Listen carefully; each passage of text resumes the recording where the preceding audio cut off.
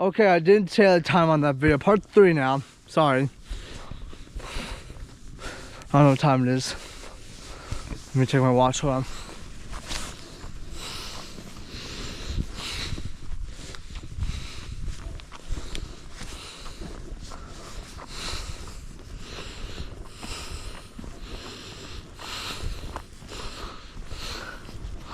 $4:17. Oh shit. 4:17 p.m. So I stopped recording at 4:17 p.m. So now, part 3 of my video about Steve. So I went on a tangent. I couldn't forget how I started talking about Job Corps, but so Steve, one day in high school we showed a bar. I told you about that. Part 3, and I forgot how I got on a tangent talking about Job Corps food and my medicine, all that shit. I forgot how I did that, but that's okay. So Steve, I haven't called his last name. I don't know his last name. I'm not gonna bother making it last name. I don't want it to be reminded of all it has to be. So,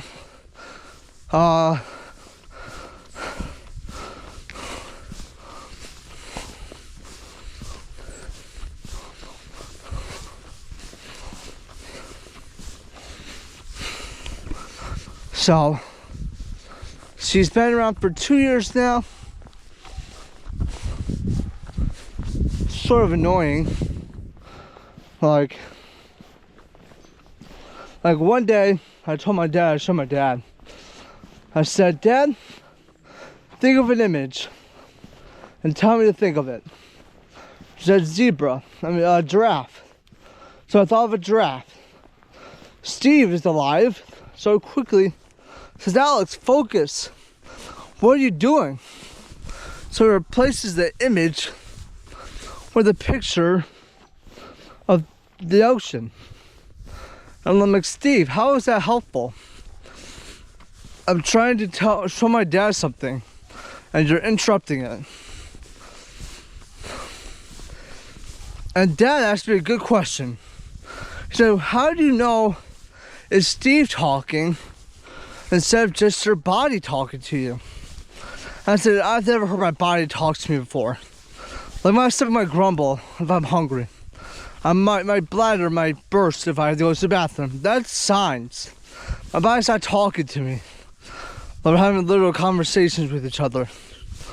So I went to a psychic ward, went to the hospital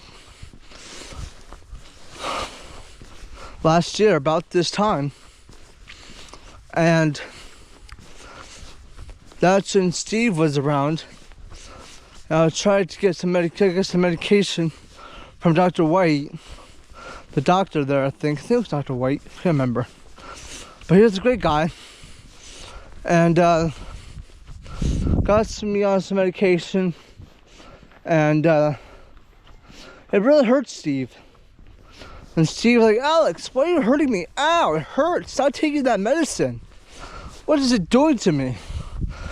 And I said, Steve, it's for your own good. He goes, no, it's not. It's not for my own good. It's for your own good. And I'm like, Steve, it's trying to get you out of my head. It's not that difficult. It's not that hard to comprehend.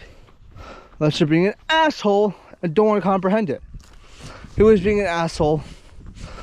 So eventually I just shut him down and said, go to sleep. So I went to sleep. Again, I don't know if he was asleep at the time, but he wasn't talking, which is a good relief. A relief. And so eventually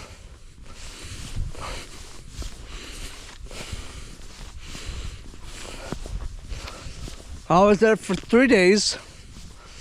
And they took I had my Fitbit on me, my watch here. And they took it away from me. They took it like the 7th hour I was there.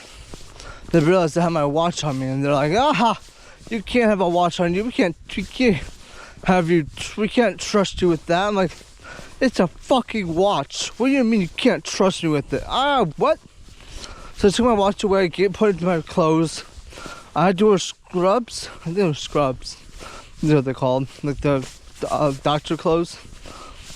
So I didn't know you could actually refuse to wear those. You can actually wear your own clothes, but I didn't mind wearing the scrubs. They weren't that bad. But day one went like this at the hotel, at the mental ward. So day one, wake up. No, day two technically. I started day one in the afternoon. But we had two TVs. They were technically right next to each other. Like one was further away than the other one. And they played Christmas music to calm us down and go to bed. I went to sleep pretty quickly, woke up, got my vitals checked, make sure I was still functioning alive, like still alive. I'm like, I'm sleeping, I'm not dead, what the hell? But it didn't matter. They still checked my vitals, which is nice. They got attention. I was like, I need attention. I'm just desperate for nobody. The doctors were like, we had a fishbowl, a soundproof fishbowl, and it sucked because they were watching us, but we couldn't see them. Well, we could see them, but the light was on. And there were a couple of doctors doing that, monitoring us, making sure we were okay. Some of them were drug addicts, some of them were not drug addicts, some of them were just people suffering from mental disabilities, like me. And it wasn't that bad. So, eventually, day two comes by, and I get a little blanket, like a 6 foot long blanket. It wraps around me like 2 times. And we played cornhole outside in this little blocked in patio. And it was pretty fun. It was pretty cold though, so it didn't make any sense to... Oh, squirrel. Hi, squirrel.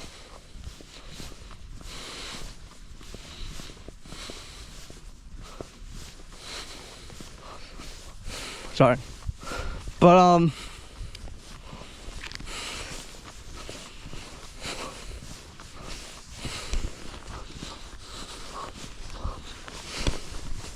so that was pretty fun.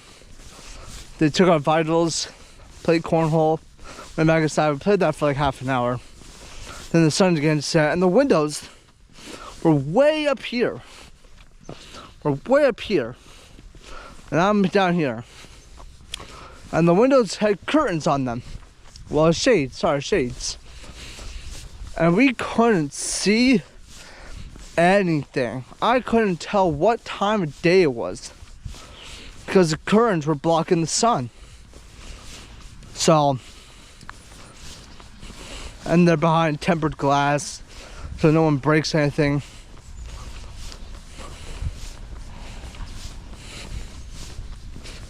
So it was like really, everything was like ultra safe.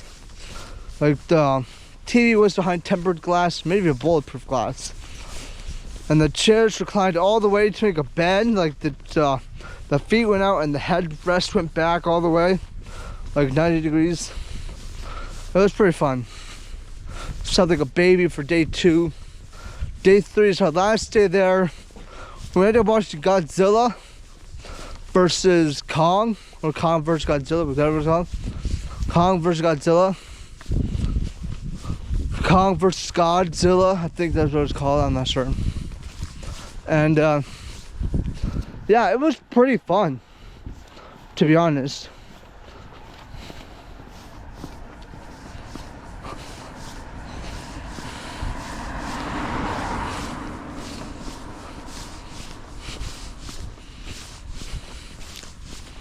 So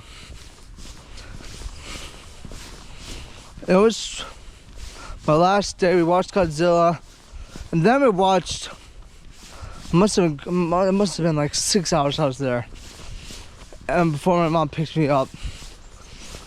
And I got to talk to Mr. White one more time before I left to make sure everything was okay.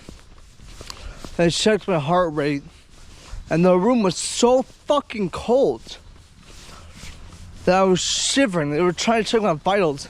I couldn't help but shake every 30 seconds. Like severely shaking, like that. Oh, it was torture. Eventually got my vitals. But I was like, what in the world am I doing here? First I talked about Steve, and now I'm getting my vitals checked on. Like, so they gave me Prevenzine. I believe that was the medicine they put me on, Prevenzine. Or Guanfacine, one of the two. And it was pretty okay. It hurt Steve for a long time. But I think Steve overcame the medicine. The medicine didn't take effect anymore. Didn't affect him anymore. So, and Steve is still around to this day, guys, so I'm still dealing with him. Hopefully he'll be gone by next year if I take more medicine. I'm just going to see a new psychiatrist. Dad said we might be investigating a new psychiatrist. I have a therapist who can help me. He knows my background. So that'd be lots of fun to maybe switch carriers. Maybe I'll get some more medicine. Maybe we'll get some more medicine. So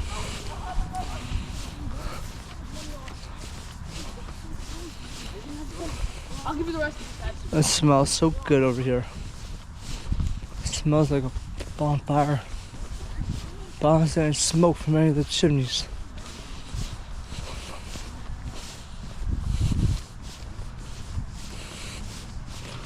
So, heading back to the townhouse now. If you guys want to hear more stories about Steve, we got a whole freaking 2 years worth of stories to tell you. If you want to hear more about Steve, comment down below. I doubt I'll get any comments. I doubt anybody's gonna watch this far. If they do, they're gonna watch a minute and a half, maybe a minute. Which isn't bad, which is great. Thanks for watching that far. But I doubt anyone's gonna watch to the end. Like, yeah, no, it's not gonna work.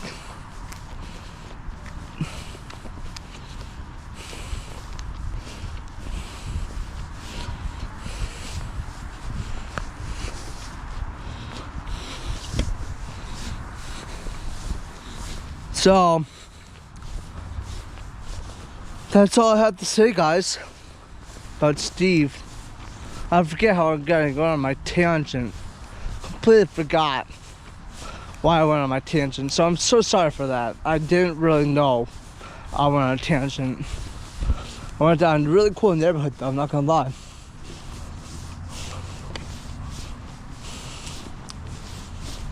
What the hell? Like a dog. Oh, jeez.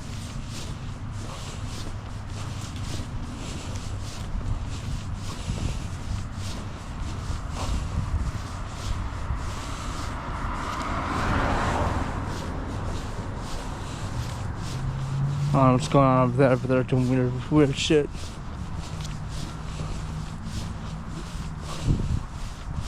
I don't know.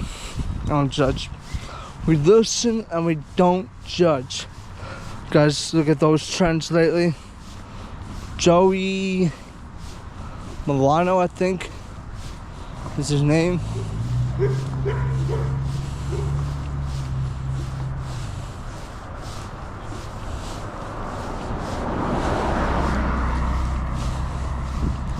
So, heading back to the townhouse now. Finish my story about Steve.